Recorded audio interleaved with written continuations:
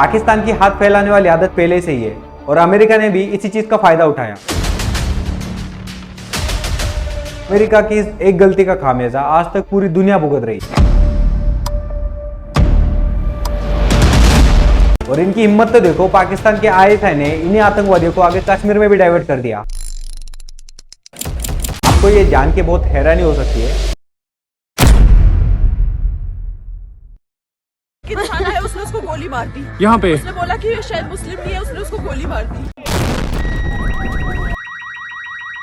जब भी हमारे देश में आतंकवादी हमले होते हैं तो आपने सुना होगा टेररिज्म के बारे में। आपके मन में यह सवाल जरूर आ सकता है, आखिर इसकी शुरुआत कहां से हुई, कैसे ये ग्लोबली इतना स्प्रेड हुआ और इसे सपोर्ट कहां से मिला। इसकी जो जड़ें है वो 300 साल से भी पुरानी है। फ्रेंच रिवॉल्यूशन के दौरान सबसे पहले टेररिज्म वर्ड का यूज किया गया था। टेररिज्म में ये एक फ्रेंच वर्ड है जिसका मतलब होता है कि फियर और वायलेंस को यूज करने वाला रूलर। 1793 में एक संस्था बनाई गई, कमिटी ऑफ पब्लिक सेफ्टी। इसका लीडर था मैक्सिमिलियन रॉबेस्पियर, जो इस क्रांति का सबसे क्रूर और कठोर चेहरा माना जाता था। रॉबेस्पियर हमेशा कहता था terror is nothing but justice.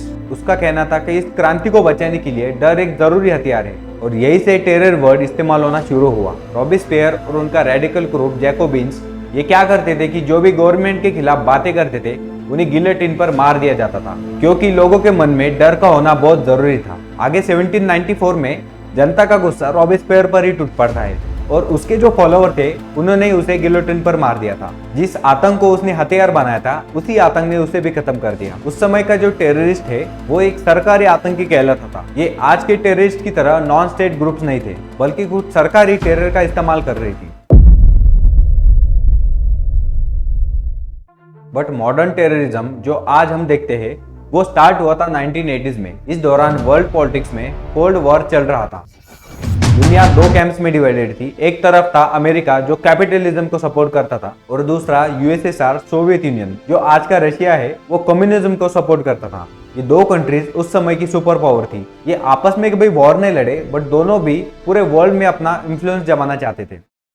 अब आते हैं अफगानिस्तान में, जहां पीपल्स डेमोक्रेटिक पार्टी पावर में आ जाती है और ये एक कम्युनिस्ट गवर्नमेंट थी। उस समय यूएसएसआर कम्युनिस्ट कैंप का हेड था और इसी इन्फ्लुएंस जमाने के चक्कर में आगे क्या होता है, अब यूएसएसआर को ये लगने लगा था ये एक कम्युनिस्ट पार्टी की गवर्नमेंट है और इसे हमें प्रोटेक्ट करना होगा, क्योंकि सोवियत यूनियन को यह डर था कहीं अफगानिस्तान वेस्टर्न पावर के हाथ में न चला जाए। और यही कारण लेकर सोवियत यूनियन अपनी आर्मी लेकर अफगानिस्तान में घुस जाता है।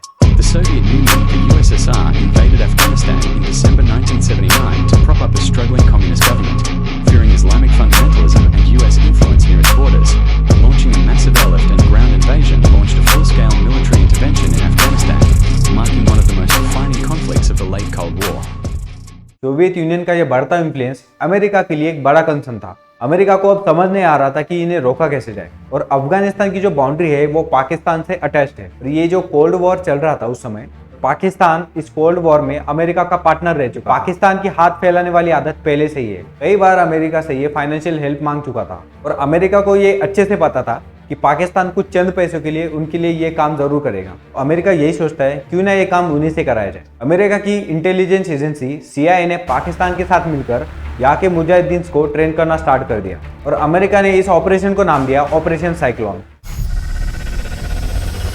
सऊदी अरब इस दौरान इस्लाम की एक आइडियोलॉजी को भी प्रमोट कर रहा था। ये आइडियोलॉजी थी वहाबिज्म, जो कि मॉडर्नाइजेशन के अगेंस्ट थी। उन्हें भी अमेरिका ने भड़काया कि सोवियत यूनियन जो है वो आपकी आइडियोलॉजी के बिल्कुल अगेंस्ट है। तो सऊदी अरेबिया क्या सोचता है कि आप जो ऑपरेशन कर रहे हैं हम भी उसमें फंड देंगे। सऊदी अरेबिया ने डायरेक्टली कभी टेररिज्म को सपोर्ट नहीं किया, बट इनडायरेक्टली काफ़ी रिसोर्सेस और फंड उन्होंने अमेरिका के साथ मिलकर पाकिस्तान के ISI को सपोर्ट किया। और लगभग उस समय ये फंड की अमाउंट जो थी वो $630 मिलियन की थी। यानी इतने बड़े पैमाने पर उस समय टेररिज्म के लिए फंडिंग की गई थी। आगे जो है 1984 में शेख आजम, ओसामा बिन लादेन और अयमान अल जवाहिरी ये तीनों मिलकर मुक्तबल खिदमत को एस्टेब्लिश करते हैं। जो टेररिस्ट ऑर्गेनाइजेशन बनाई थी इसका एक ही मकसद था सोवियत यूनियन के खिलाफ लड़ना, इसके लिए फंड इकट्ठा करना और मुजाहिदीन को रिक्रूट करना। यूएसए इनको फंड प्रोवाइड करता है और इसी के साथ पाकिस्तान की जो ISI है वो इन लोगों को ट्रेनिंग प्रोवाइड करती है। आपको ये जान के बहुत हैरानी हो सकती है, ये जो आजम था इसने फंड इकट्ठा करने के लिए अमेरिका का एक दौरा भी किया था। इसमें उसने 33 सिटीज को विजिट भी किया। इसमें उसने मुख्तबल खिदमत की एक ब्रांच खोली जिसे अमेरिका में अरब सर्विसेज ब्यूरो का नाम दिया गया और इसी तरीके से अमेरिका ने पूरे ओपनली मुजाहिदीन को सपोर्ट करना भी स्टार्ट कर दिया था।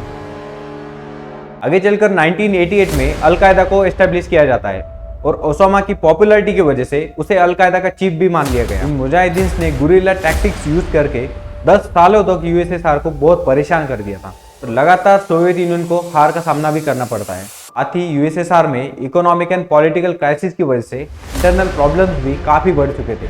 यूएसएसआर को भी लगने लगा था कि यहाँ रुककर कुछ हाथ नहीं आएगा। यूएसएसआर क्या करता है, फरवरी 1989 में अपनी ट्रूप्स को अफगानिस्तान से विड्रॉ कर लेता है। अफगानिस्तान से यूएसएसआर के जाने के बाद इस समय आजम खान अफगानिस्तान में मुजाहिदीन की गवर्नमेंट एस्टेब्लिश करने की बात कर रहा था। वही ओसामा और अल जवाहिरी जिहाद को बस अफगानिस्तान तक ही सीमित नहीं रखना चाहते थे, बल्कि वो ग्लोबली जिहाद को स्प्रेड करना चाहते थे। दिन था 24 नवंबर 1989। शेख आजम कार ब्लास्ट में मार दिया जाता है। कहते हैं कि इसे ओसामा ने ही खत्म कर दिया था कि जब तक आजम रहेगा वो ओसामा के जिहाद को बेअसर करता रहेगा। उसके मन में ये सवाल आ सकता है, अमेरिका के सपोर्ट से ही ओसामा ने जिहाद की शुरुआत की थी, उसके अलकायदा ने ही अमेरिका पर आखिर अटैक क्यों कराया।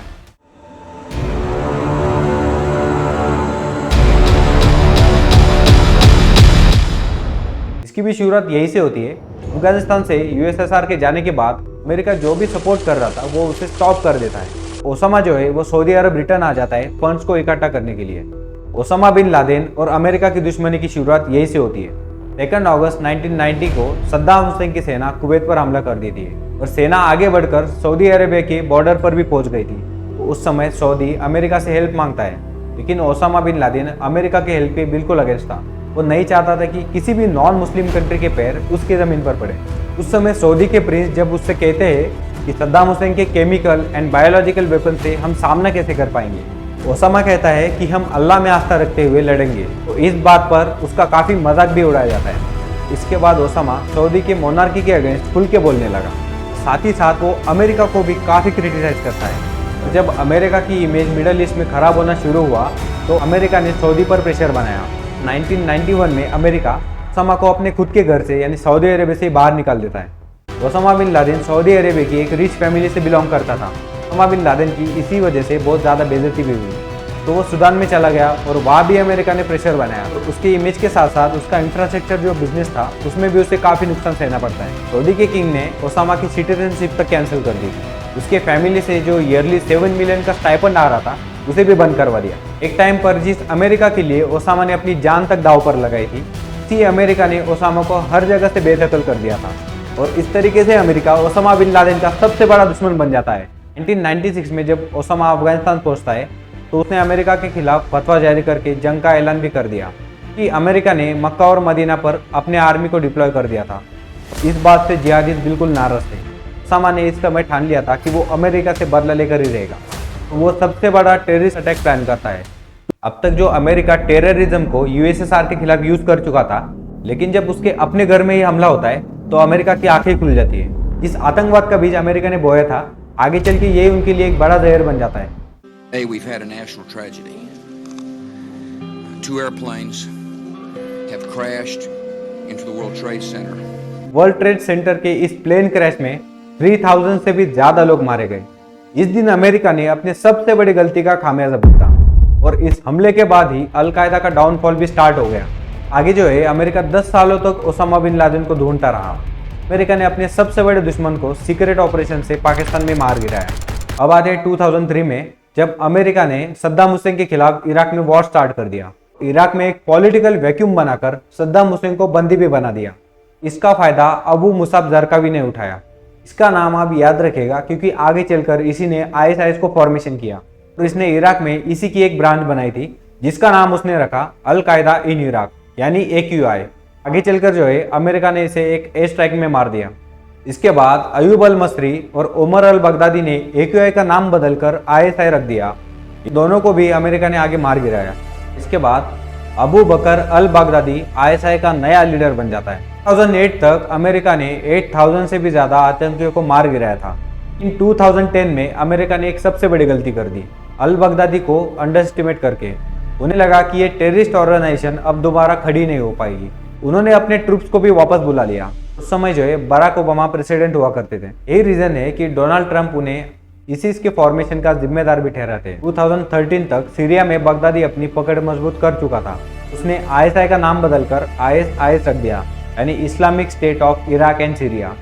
इंडिया, बांग्लादेश, पाकिस्तान और अफ्रीकन कंट्रीज से वुमन को यहाँ पे ब्रेन वॉश करके लाया जाता था और उन्हें सेक्स स्लेव बनाकर यहाँ पर रख दिया जाता था। ISIS ने जो आतंक फैलाया था वो बहुत ही ज्यादा खतरनाक था। आम लोगों के सर काटे जा रहे थे। ISIS एक सुन्नी मुस्लिम सपोर्टर था और हमेशा शिया मुस्लिम्स को अपने दुश्मन के रूप में देखता था। 2014 में ही ISIS के डिक्लाइन की शुरुआत हो जाती है, जब अमेरिकन जर्नलिस्ट जेम्स फोली की सरेआम उन्होंने गला काटकर हत्या कर दी। इसके बाद अमेरिका ने 12 देशों के साथ मिलकर कोलिशन ऑफ डिफीट ISIS का फॉर्मेशन किया। इसके बाद क्या होता है कि ISIS ने इराक के मोसुल, सीरिया के रक्का शहर से भी अपना कंट्रोल खो दिया और आगे चलकर 2017 तक 95% एरिया को भी खो दिया। इसी दौरान 2019 में अमेरिका के स्पेशल कमांडो फोर्स ने बगदादी को मौत के घाट उतार दिया। इसके बाद प्रेसिडेंट ट्रम्प क्या कहते हैं ये आप खुद ही सुन लीजिए। He will never again harm another innocent man, woman or child. He died like a dog. He died like a coward. और उस समय से लेकर आज तक मिडिल ईस्ट में न जाने ऐसे कितने सारे ग्रुप्स हैं जो टेररिस्ट ग्रुप बन के आगे आए हैं। अगर आप इन सब चीजों को ठीक से ऑब्जर्व करेंगे तो आपको समझ आएगा जो मुजाहिदीन थे जो आगे चलकर आतंकवादी बनते उनका अपराइजिंग हुआ अफगानिस्तान में USSR के खिलाफ। इन्हें फाइनेंशियली सपोर्ट किया अमेरिका ने, जो आइडियोलॉजिकल सपोर्ट इन्हें चाहिए था वो प्रोवाइड किया सऊदी अरेबिया ने। और पाकिस्तान के ISI ने इन्हें ट्रेनिंग प्रोवाइड की। पाकिस्तान का ISI इन्हीं आतंकवादियों को आगे चलकर कश्मीर में भी डाइवर्ट कर देता है। यानी टेररिज्म को बड़ा करने के लिए हर कंट्री ने अपना अलग ही रोल प्ले किया था। और इसी तरीके से इस मॉडर्न टेररिज्म की जड़ें जो है वो पूरी दुनिया में फैल जाती है। इसीलिए अफगानिस्तान को क्रेडल ऑफ मॉडर्न टेररिज्म भी कहते हैं। अब तक जो हमने देखा वो ग्लोबल टेररिज्म का अब तक का इवोल्यूशन था। आगे 1990s में पाकिस्तान एक दलदल बन जाती है जहाँ पे आतंकवाद ग्रो होना शुरू हो जाता है। और किस तरीके से ये आतंकवाद इंडिया में स्प्रेड हुआ उसे भी हम आगे आने वाले पार्ट में देखेंगे। अगर आपको ये वीडियो अच्छा लगता है तो वीडियो को लाइक करिएगा और आने वाली वीडियोस के अपडेट के लिए चैनल को सब्सक्राइब जरूर करिए। Thank you so much for watching.